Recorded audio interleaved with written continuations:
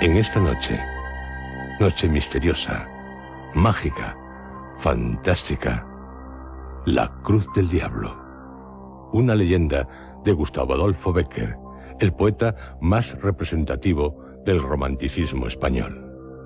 En esta noche, todo es posible, hasta que haya una Cruz del Diablo. Infernal contradicción.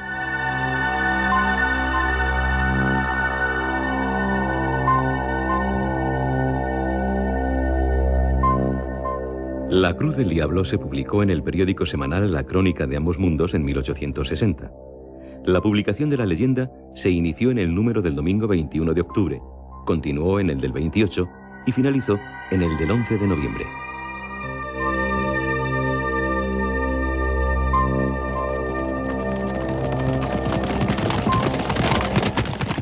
El crepúsculo comenzaba a extender sus ligeras alas de vapor sobre las pintorescas orillas del Segre, cuando, después de una fatigosa jornada, llegamos a Belver, término de nuestro viaje. Belver es una pequeña población situada a la falda de una colina, por detrás de la cual se ven elevarse, como las gradas de un colosal anfiteatro de granito, las empinadas y nebulosas crestas de los Pirineos. Los blancos caseríos que la rodean, salpicados aquí y allá sobre una ondulante sábana de verdura, parecen a lo lejos un bando de palomas que han abatido su vuelo para apagar su sed en las aguas de la ribera. Una pelada roca, a cuyos pies tuercen esta su curso y sobre cuya cima se notan aún más remotos vestigios de construcción, señala la antigua divisoria entre el condado de Urgel y el más importante de los feudos. A la derecha del tortuoso sendero que conduce a este punto, remontando la corriente del río y siguiendo sus curvas y frondosas márgenes, se encuentra una cruz. El asta y los brazos son de hierro, la redonda base en que se apoya, de mármol, y la escalinata que a ella conduce, de oscuros y mal unidos fragmentos de sillería. La destructora acción de los años, que ha cubierto de orín el metal, ha roto y carcomido la piedra de este monumento, entre cuyas hendiduras crecen algunas plantas trepadoras que suben enredándose hasta coronarlo, mientras una vieja y corpulenta encina le sirve de dosel. Yo había adelantado algunos minutos a mis compañeros de viaje y, deteniendo mi escuálida cabalgadura, contemplaba en silencio aquella cruz, muda y sencilla expresión de las creencias y la piedad de otros siglos. Un mundo de ideas se agolpó a mi imaginación en aquel instante. Ideas ligerísimas sin forma determinada, que unían entre sí, como un invisible hilo de luz, la profunda soledad de aquellos lugares, el alto silencio de la naciente noche y la baja melancolía de mi espíritu. Impulsado de un sentimiento religioso, espontáneo e indefinible, eché maquinalmente pie a tierra, me descubrí y comencé a buscar en el fondo de mi memoria una de aquellas oraciones que me enseñaron cuando niño. Una de aquellas oraciones que, cuando más tarde se escapan involuntarias de nuestros labios, parece que aligeran el pecho oprimido y, semejantes a las lágrimas, alivian el dolor, que también toma estas formas para evaporarse. Ya había comenzado a murmurarla, cuando, de improviso, sentí que me sacudían con violencia por los hombros.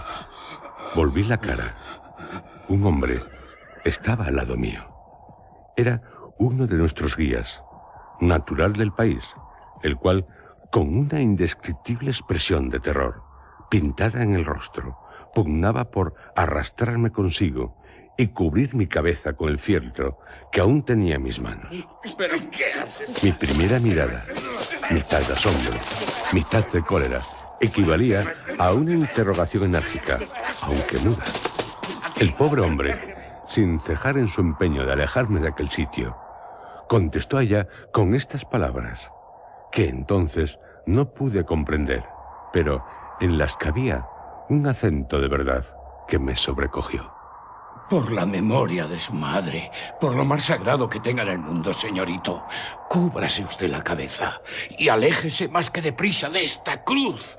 Tan desesperado está usted que, no bastándole la ayuda de Dios, recurre a la del demonio. Yo permanecí un rato mirándole en silencio. Francamente, creí que estaba loco, pero él prosiguió con igual vehemencia. Usted busca la frontera. Pues bien, si delante de esa cruz le pide usted al cielo que le preste ayuda, las cumbres de los montes vecinos se levantarán en una sola noche hasta las estrellas invisibles, solo porque no encontremos la raya en toda nuestra vida. Yo no pude menos de sonreírme. ¿Se burla usted? ¿Cree acaso que esa es una cruz santa, como la del porche de nuestra iglesia? ¿Quién lo duda? Pues se engaña usted de medio a medio, porque esa cruz, salvo lo que tiene de Dios, está maldita. Esa cruz pertenece a un espíritu maligno y por eso la llaman la cruz del diablo. La cruz del diablo.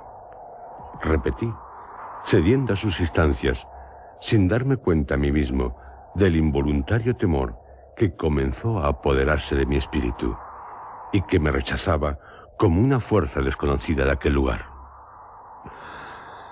La cruz del diablo. Nunca ha herido mi imaginación una amalgama más disparatada de dos ideas tan absolutamente enemigas. Una cruz y del diablo. Vaya. Fuerza será que en llegando a la población me expliques este monstruoso absurdo.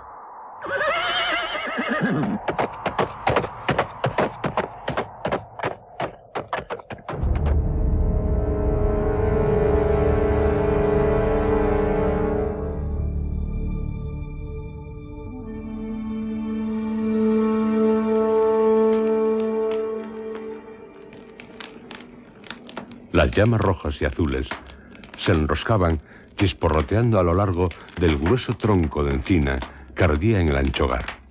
Nuestras sombras, que se proyectaban temblando sobre los ennegrecidos muros, se empequeñecían o tomaban formas gigantescas, según la hoguera despedía resplandores más o menos brillantes. El vaso de saúco, ora vacío, ora lleno, y no de agua como Cangilón de Noria, había dado 3 veces la vuelta en derredor del círculo que formábamos junto al fuego, y todos esperaban con impaciencia la historia de la cruz del diablo, que a guisa de postres de la frugal cena que acabábamos de consumir se nos había prometido, cuando nuestro guía tosió 2 veces y se echó al coleto un último trago de vino, limpióse con el revés de la mano la boca y comenzó de este modo. Hace mucho tiempo, yo no sé cuánto, pero los moros ocupaban aún la mayor parte de España. Se llamaban condes a nuestros reyes, y las villas y aldeas pertenecían en feudos a ciertos señores que a su vez prestaban homenaje a otros más poderosos cuando acaeció lo que voy a referirles. Concluida esta breve introducción histórica, el héroe de la fiesta guardó silencio durante algunos segundos, como para coordinar sus recuerdos, y prosiguió así. Pues es el caso que en aquel tiempo remoto esta villa y algunas otras formaban parte del patrimonio de un noble varón, cuyo castillo señorial se levantó por muchos siglos sobre la cresta de un peñasco que baña el Segre, del cual toma su nombre. Aún testifican la verdad de mi relación algunas informes ruinas que, cubiertas de jaramago y musgo, se alcanzan a ver sobre su cumbre desde el camino que conduce a este pueblo. No sé si, por ventura o desgracia, quiso la suerte que este señor, a quien por su crueldad detestaban sus vasallos y por sus malas cualidades ni el rey admitía en la corte, ni sus vecinos en el hogar, se aburriese de vivir solo con su mal humor y sus ballesteros en lo alto de la roca, en que sus antepasados colgaron su nido de piedra. Devanábase noche y día los sesos en busca de alguna distracción propia de su carácter, lo cual era bastante difícil después de haberse cansado, como ya lo estaba, de mover guerra a sus vecinos, apalear a sus servidores y ahorcar a sus súbditos. En esta ocasión, cuentan las crónicas que se le ocurrió una idea feliz.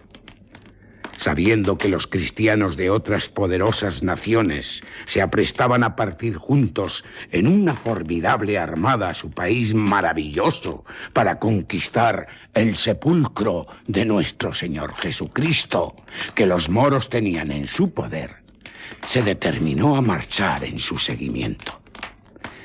Si realizó esta idea con objeto de purgar sus culpas, que no eran pocas, derramando su sangre en tan justa empresa, o con el de trasplantarse a un punto donde sus malas mañas no se conociesen, se ignora. Pero la verdad del caso es que con gran contentamiento de grandes y chicos, de vasallos y de iguales, allegó cuanto dinero pudo, redimió a sus pueblos del señorío mediante una gruesa cantidad, y no conservando de propiedad suya más que el peñón del Segre y las 4 torres del castillo, herencia de sus padres, desapareció de la noche a la mañana. La comarca entera respiró en libertad durante algún tiempo, como si despertara de una pesadilla. Ya no colgaban de los árboles de sus sotos, en vez de frutos, racimos de hombres. Las muchachas del pueblo no temían al salir con su cántaro en la cabeza a tomar agua de la fuente del camino, ni los pastores llevaban sus rebaños al Segre por sendas impracticables y ocultas, temblando encontrar a cada revuelta de la trocha a los ballesteros de su muy amado señor. Así transcurrió el espacio de 3 años. La historia del mal caballero, que solo por este nombre se le conocía, comenzaba a pertenecer al exclusivo dominio de las viejas, que en las eternas veladas del invierno las relataban con voz hueca y temerosa a los asombrados chicos.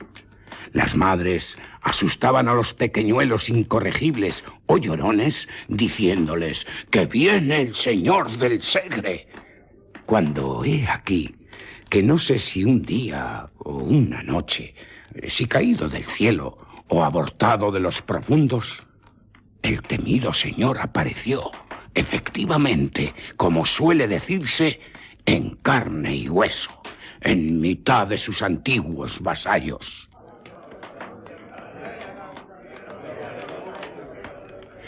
Renuncio a describir el efecto de esta agradable sorpresa. Ustedes se lo podrán figurar mejor que yo pintarlo, solo con decirles que tornaba reclamando sus vendidos derechos, que si malo se fue, peor volvió, y si pobre y sin crédito se encontraba antes de partir a la guerra, ya no podía contar con más recursos que su despreocupación, su lanza y una media docena de aventureros tan desalmados y perdidos como su jefe. Como era natural, los pueblos se resistieron a pagar tributos que a tanta costa habían redimido, pero el señor puso fuego a sus heredades, a sus alquerías y a sus mieses. Entonces apelaron a la justicia del rey. Pero el señor se burló de las cartas leyes de los condes soberanos, las clavó en el postigo de sus torres y colgó a los faraútes de una encina.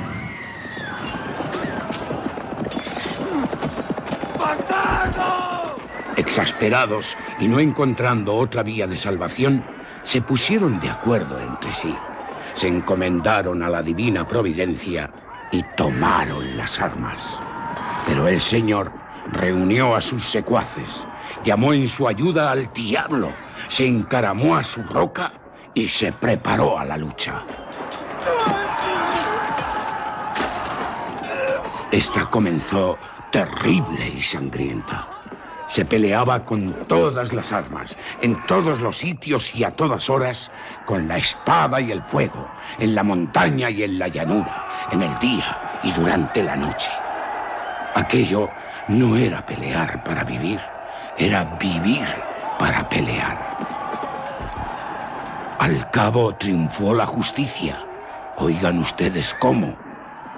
Una noche oscura, muy oscura, en que no se oía ni un rumor en la tierra, ni brillaba un solo astro en el cielo.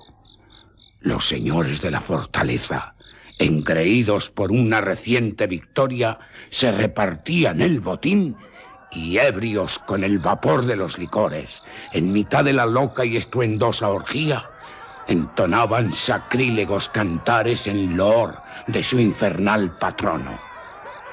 Como dejo dicho, nada se oía en derredor del castillo, excepto el eco de las blasfemias que palpitaban perdidas en el sombrío seno de la noche, como palpitan las almas de los condenados envueltas en los pliegues del huracán de los infiernos.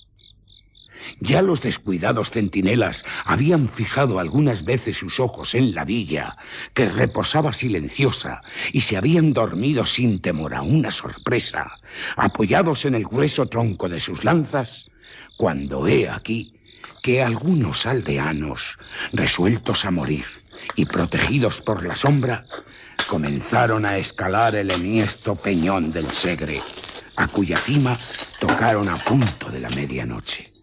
Una vez en la cima, lo que faltaba por hacer fue obra de poco tiempo.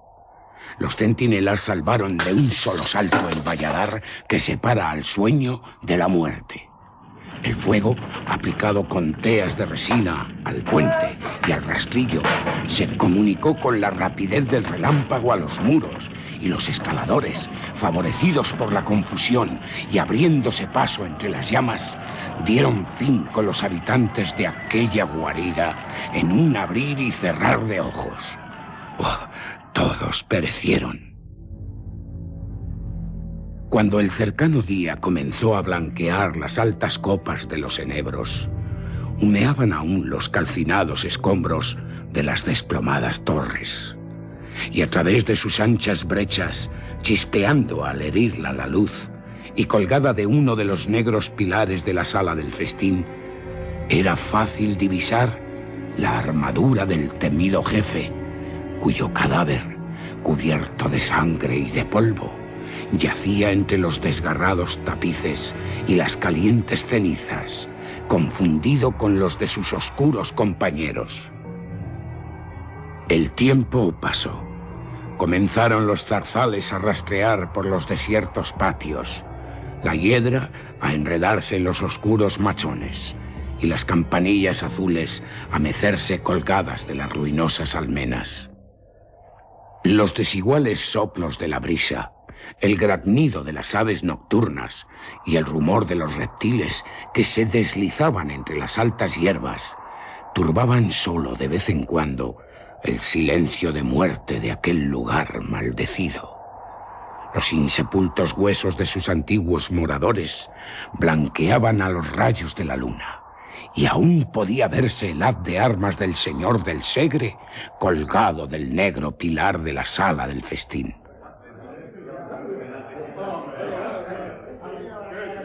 Nadie osaba tocarle, pero corrían mil fábulas acerca de aquel abandonado objeto, causa incesante de hablillas y terrores para los que le miraban llamear durante el día, herido por la luz del sol, o creían percibir en las altas horas de la noche el metálico son de sus piezas que chocaban entre sí cuando las movía el viento con un gemido prolongado y triste.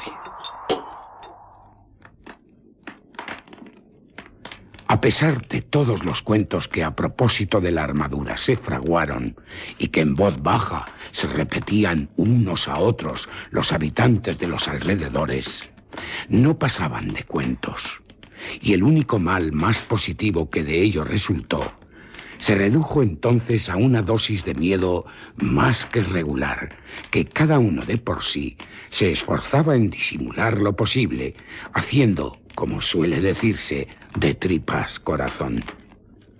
Si de aquí no hubiera pasado la cosa, nada se habría perdido.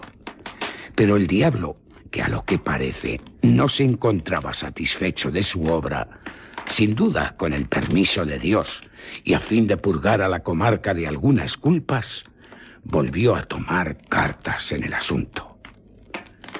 Desde este momento, las fábulas que hasta aquella época no pasaron de un rumor vago y sin viso alguno de verosimilitud, comenzaron a tomar consistencia y a hacerse de día en día más probables.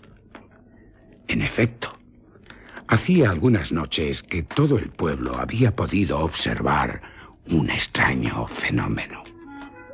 Entre las sombras, a lo lejos, ya subiendo las retorcidas cuestas del Peñón del Segre, ya vagando entre las ruinas del castillo, ya cerniéndose, al parecer, en los aires, se veían correr, cruzarse, esconderse y tornar a aparecer para alejarse en distintas direcciones unas luces misteriosas y fantásticas cuya procedencia nadie sabía explicar.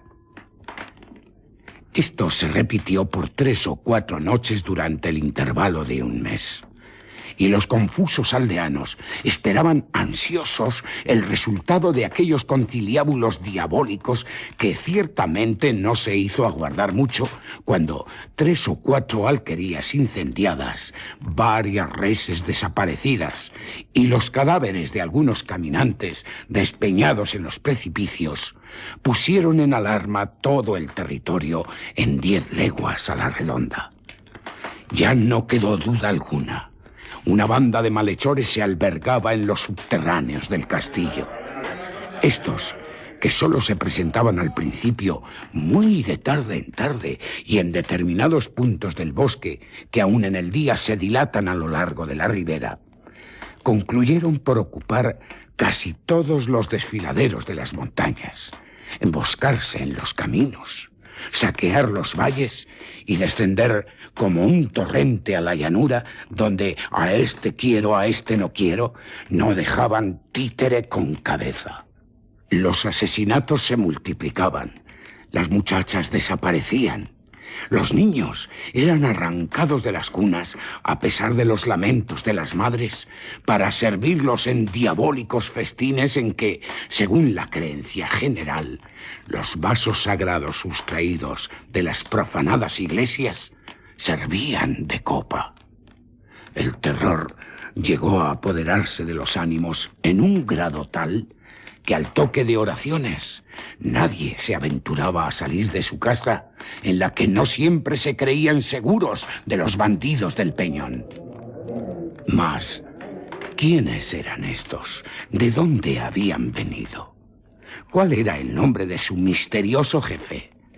He aquí el enigma que todos querían explicar y que nadie podía resolver hasta entonces, aunque se observase, desde luego, que la armadura del señor feudal había desaparecido del sitio que antes ocupara y posteriormente varios labradores hubiesen afirmado que el capitán de aquella desalmada gavilla marchaba a su frente, cubierto con una que, de no ser la misma, se le asemejaba en un todo. Cuanto queda repetido, si se le despoja de esa parte de fantasía con que el miedo abulta y completa sus creaciones favoritas, nada tiene en sí de sobrenatural y extraño. ¿Qué cosa más corriente en unos bandidos que las ferocidades con que éstos se distinguían? Ni más natural que el apoderarse su jefe de las abandonadas armas del señor del Segre. Sin embargo, algunas revelaciones hechas antes de morir por uno de sus secuaces, prisionero en las últimas refriegas, acabaron por colmar la medida, preocupando el ánimo de los más incrédulos.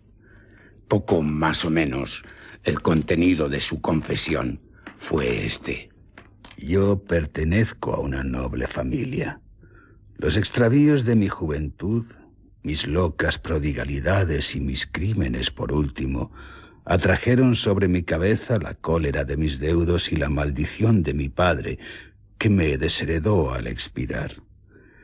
Hallándome solo y sin recurso de ninguna especie, el diablo, sin duda, debió sugerirme la idea de reunir algunos jóvenes que se encontraban en una situación idéntica a la mía, los cuales, seducidos con la promesa de un porvenir de disipación, libertad y abundancia, no vacilaron un instante en suscribir mis designios. Estos se reducían a formar una banda de jóvenes de buen humor, despreocupados y poco temerosos del peligro, que desde allí en adelante vivirían alegremente del producto de su valor y a costa del país, hasta tanto que Dios se sirviera disponer de cada uno de ellos conforme a su voluntad, según hoy a mí me sucede. Con este objeto, señalamos esta comarca para teatro de nuestras futuras expediciones y escogimos como punto el más a propósito para nuestras reuniones, el abandonado castillo del Segre, lugar seguro no tanto por su posición fuerte y ventajosa, como por hallarse defendido contra el vulgo por las supersticiones y por el miedo.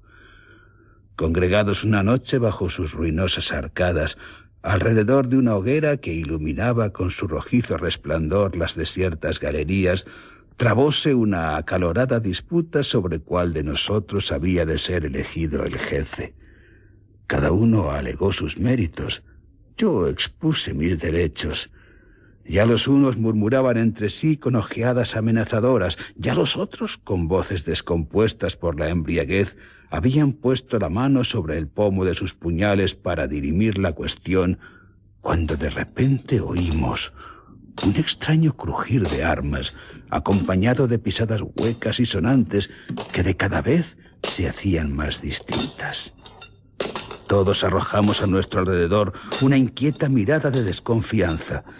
Nos pusimos de pie y desnudamos nuestros aceros, determinados a vender caras las vidas. Pero no pudimos por menos de permanecer inmóviles al ver adelantarse con paso firme e igual a un hombre de elevada estatura, completamente armado de la cabeza al pie y cubierto el rostro con la visera del casco, el cual, desnudando su montante, que dos hombres podrían apenas manejar, y poniéndolo sobre uno de los carcomidos fragmentos de las rotas arcadas, exclamó con una voz hueca y profunda, semejante al rumor de una caída de aguas subterráneas: Si alguno de vosotros se atreve a ser el primero mientras yo habite en el castillo del Segre, que tome esa espada, signo del poder. Todos guardamos silencio, hasta que, transcurrido el primer momento de estupor, le proclamamos a grandes voces nuestro capitán, ofreciéndole una copa de nuestro vino, la cual rehusó por señas, acaso por no descubrirse la faz que en vano procuramos distinguir a través de las rejillas de hierro que la ocultaban a nuestros ojos. No obstante, aquella noche pronunciamos el más formidable de los juramentos y a la siguiente dieron principio nuestras nocturnas correrías. En ellas, nuestro misterioso jefe marcha siempre delante de todos. Ni el fuego le ataja, ni los peligros le intimidan, ni las lágrimas le conmueven.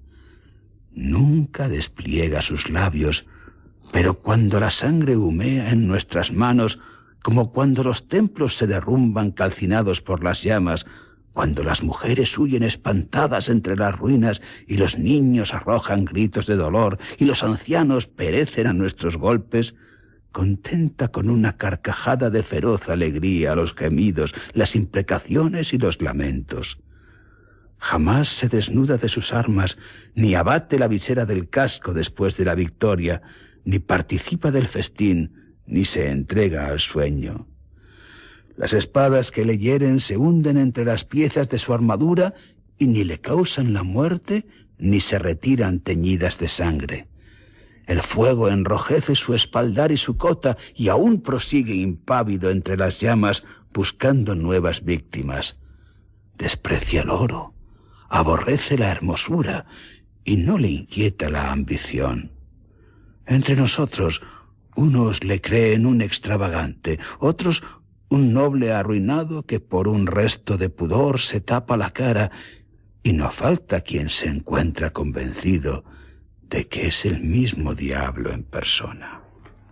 El autor de estas revelaciones murió con la sonrisa de la mofa en los labios y sin arrepentirse de sus culpas. Varios de sus iguales le siguieron en diversas épocas al suplicio, pero el temible jefe, a quien continuamente se unían nuevos prosélitos, no cesaba en sus desastrosas empresas. Los infelices habitantes de la comarca, cada vez más aburridos y desesperados, no acertaban ya con la determinación que debería tomarse para concluir con aquel desorden de cosas cada día más insoportable y triste. Inmediato a la villa, y oculto en el fondo de un espeso bosque, vivía a esta sazón, en una pequeña ermita dedicada a San Bartolomé, un santo hombre de costumbres piadosas y ejemplares, a quien el pueblo tuvo siempre en olor de santidad, merced a sus saludables consejos y acertadas predicciones. Este venerable ermitaño, a cuya prudencia y proverbial sabiduría encomendaron los vecinos de Belver la resolución de este difícil problema, después de implorar la misericordia divina por medio de su santo patrono, que, como ustedes no ignorarán, conoce al diablo muy de cerca y en más de una ocasión le ha atado bien corto, les aconsejó que se emboscasen durante la noche al pie del pedregoso camino que sube serpenteando por la roca, en cuya cima se encontraba el castillo, encargándoles al mismo tiempo que ya allí no hiciesen uso de otras armas para aprehenderlo que de una maravillosa oración que les hizo aprender de memoria, y con la cual aseguraban las crónicas que San Bartolomé había hecho al diablo prisionero. Púsose en planta el proyecto, y su resultado excedió a cuantas esperanzas se habían concebido, pues aún no iluminaba el sol del otro día en la alta torre de Belver, cuando sus habitantes, reunidos en grupos en la Plaza Mayor, se contaban unos a otros con aire de misterio, como aquella noche, fuertemente atado de pies y manos y a lomos de una poderosa mula, había entrado en la población el famoso capitán de los bandidos del Segre. ¿De qué arte se valieron los acometedores de esta empresa para llevarla a término? Nadie se lo acertaba a explicar, ni ellos mismos podrían decirlo. Pero el hecho era que, gracias a la oración del santo o al valor de sus devotos, la cosa había sucedido tal como se refería. Apenas la novedad comenzó a extenderse de boca en boca y de casa en casa, la multitud se lanzó a las calles con ruidosa algazara y corrió a reunirse a las puertas de la prisión.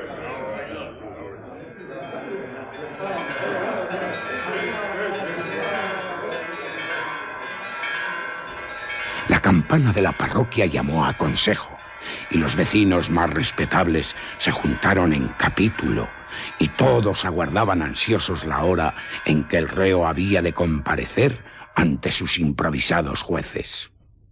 Estos, que se encontraban autorizados por los condes de Urgel para administrarse por sí mismos pronta y severa justicia sobre aquellos malhechores, deliberaron un momento, pasado el cual mandaron comparecer al delincuente a fin de notificarle su sentencia. Como dejo dicho, así en la Plaza Mayor como en las calles por donde el prisionero debía atravesar para dirigirse al punto en que sus jueces se encontraban, la impaciente multitud hervía como un apiñado enjambre de abejas. Especialmente en la puerta de la cárcel, la conmoción popular tomaba cada vez mayores proporciones, y ya los animados diálogos, los sordos murmullos y los amenazadores gritos comenzaban a poner en cuidado a sus guardas cuando afortunadamente llegó la orden de sacar al reo.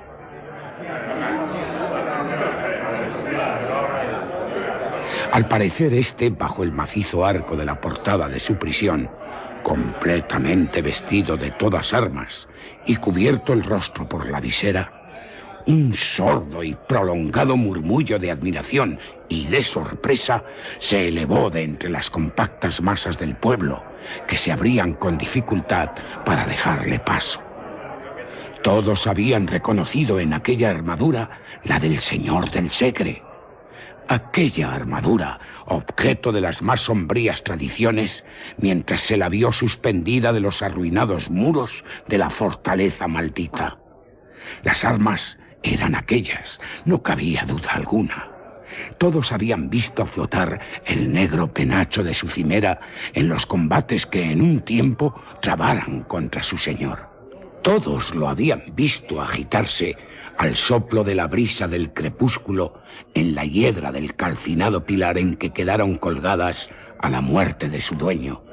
Mas, ¿quién podría ser el desconocido personaje que entonces las llevaba? Pronto iba a saberse, al menos así se creía. Los sucesos dirán cómo esta esperanza quedó frustrada a la manera de otras muchas, y por qué de este solemne acto de justicia, del que debía aguardarse el completo esclarecimiento de la verdad, resultaron nuevas y más inexplicables confusiones. El misterioso bandido penetró al fin en la sala del concejo, y un silencio profundo sucedió a los rumores que se elevaran entre los circunstantes al oír resonar bajo las altas bóvedas de aquel recinto el metálico son de sus acicates de oro. Uno de los que componían el tribunal, con voz lenta e insegura, le preguntó su nombre, y todos prestaron el oído con ansiedad para no perderse una sola palabra de su respuesta. Pero el guerrero se limitó a encoger sus hombros ligeramente, con un aire de desprecio e insulto, que no pudo por menos de irritar a sus jueces, que se miraron entre sí sorprendidos. 3 veces volvió a repetírsele la pregunta, y otras tantas obtuvo semejante o parecida contestación. ¡Que se levante la visera! ¡Que se descubra! Veremos si se atreve entonces a insultarnos con su desdén, como lo hace ahora, protegido por el incógnito. ¡Descubríos! Repitió el mismo que anteriormente le dirigiera la palabra. El guerrero permaneció impasible. Os lo mando en el nombre de nuestra autoridad. La misma contestación. En el de los condes soberanos. Ni por esas.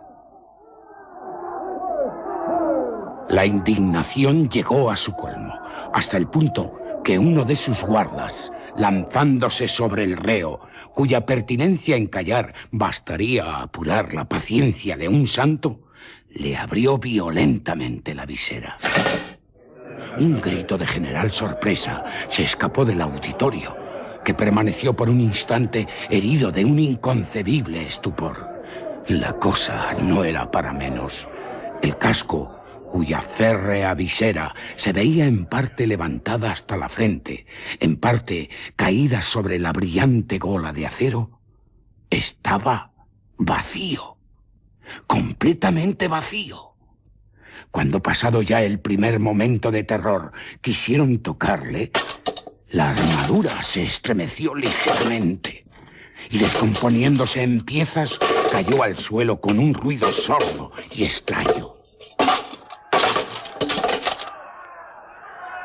La mayor parte de los espectadores, a la vista del nuevo prodigio, abandonaron tumultuosamente la habitación y salieron despavoridos a la plaza. La nueva se divulgó con la rapidez del pensamiento entre la multitud que aguardaba impaciente el resultado del juicio. Y fue tal la alarma, la revuelta y la vocería, que ya a nadie cupo duda sobre lo que pública voz se aseguraba, esto es, que el diablo, a la muerte del señor del Segre, había heredado los feudos de Belver Al fin se apaciguó el tumulto y decidióse volver a un calabozo la maravillosa armadura. Ya en él despacháronse 4 emisarios que en representación de la atribulada villa hiciesen presente el caso al conde de Urgel y al arzobispo, los que no tardaron muchos días en tornar con la resolución de estos personajes, resolución que, como suele decirse, era breve y compendiosa. Cuélguese la armadura en la plaza mayor de la villa, que si el diablo la ocupa, fuerza le será el abandonarla o ahorcarse con ella. Encantados los habitantes de Belver con tan ingeniosa solución, volvieron a reunirse en concejo.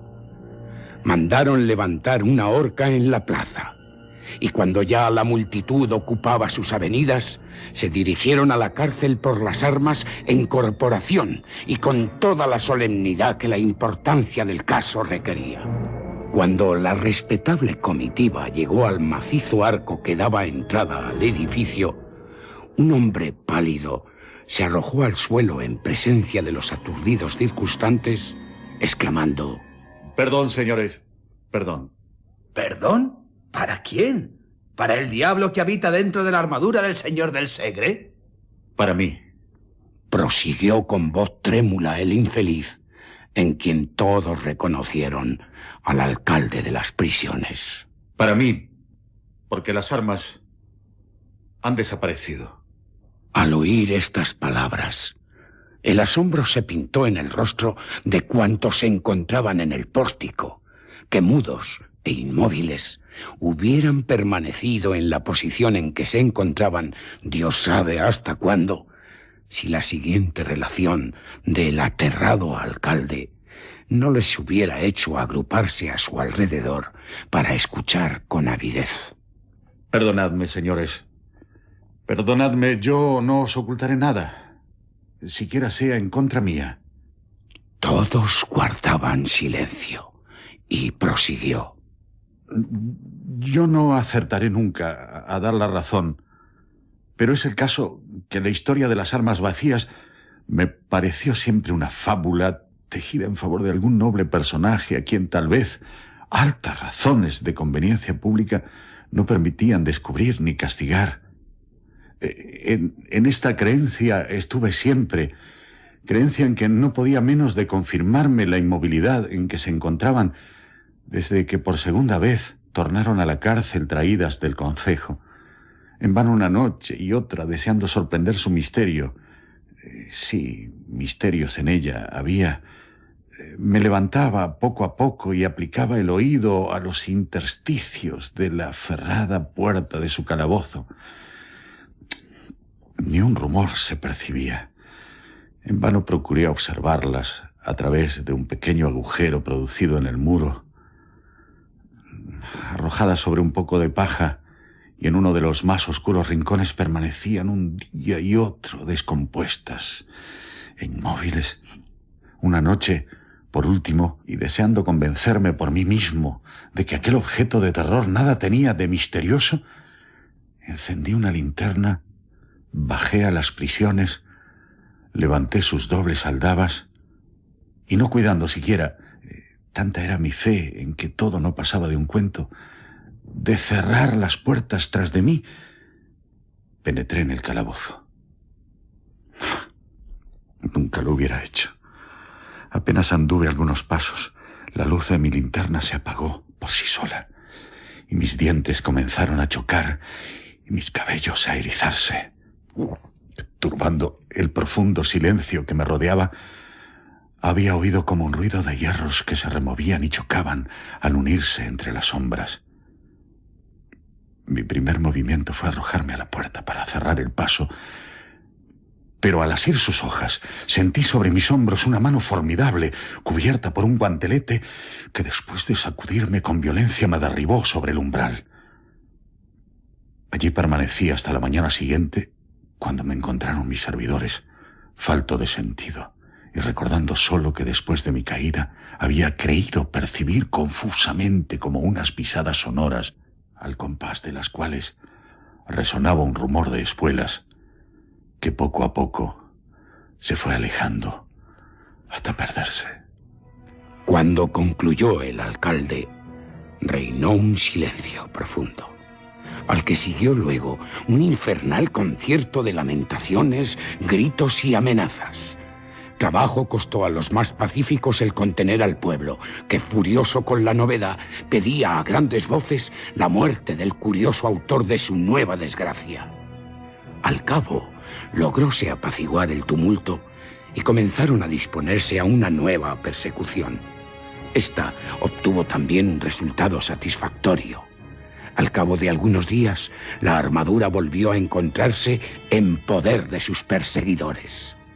Conocida la fórmula y mediante la ayuda de San Bartolomé, la cosa no era ya muy difícil.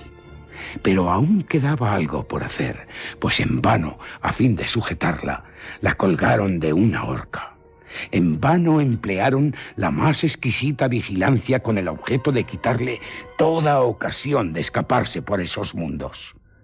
En cuanto las desunidas armas veían 2 dedos de luz, se encajaban y pian pianito volvían a tomar el trote y a emprender de nuevo sus excursiones por montes y llanos, que era una bendición del cielo.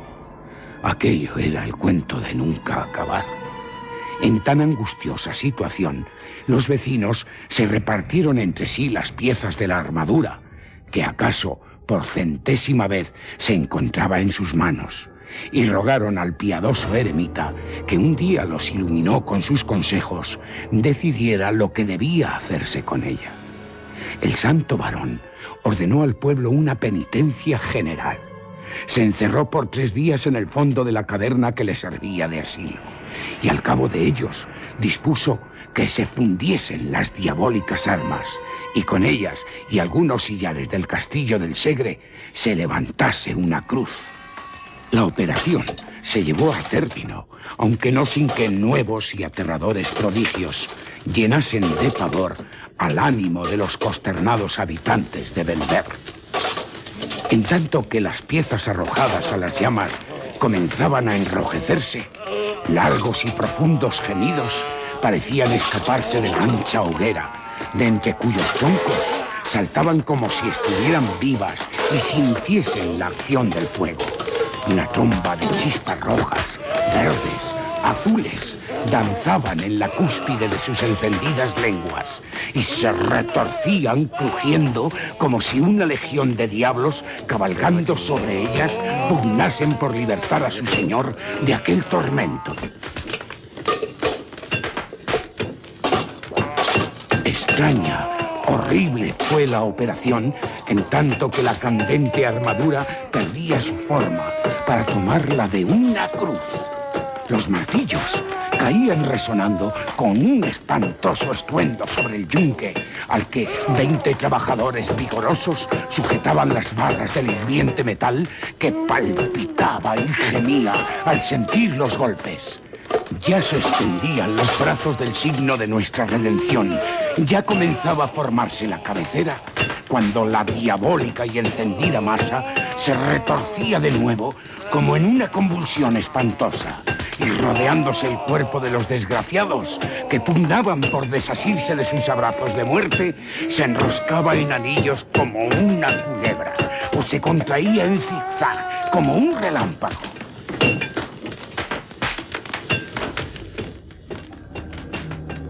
El constante trabajo, la fe, las oraciones y el agua bendita consiguieron por último vencer al espíritu infernal, y la armadura se convirtió en una cruz.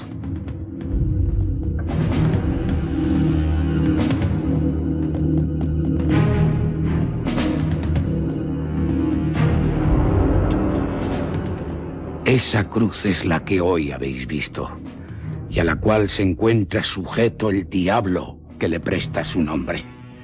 Ante ella, ni los jóvenes colocan en el mes de mayo ramilletes de lirios, ni los pastores se descubren al pasar, ni los ancianos se arrodillan, bastando apenas las severas amonestaciones del clero para que los muchachos no la apedreen.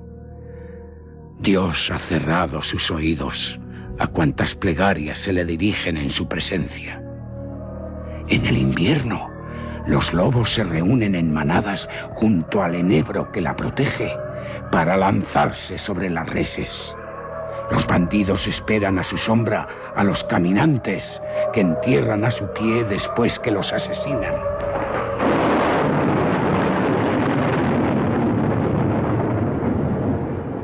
Y cuando la tempestad se desata, los rayos tuercen su camino para liarse silbando al asta de esa cruz y romper los sillares de su pedestal.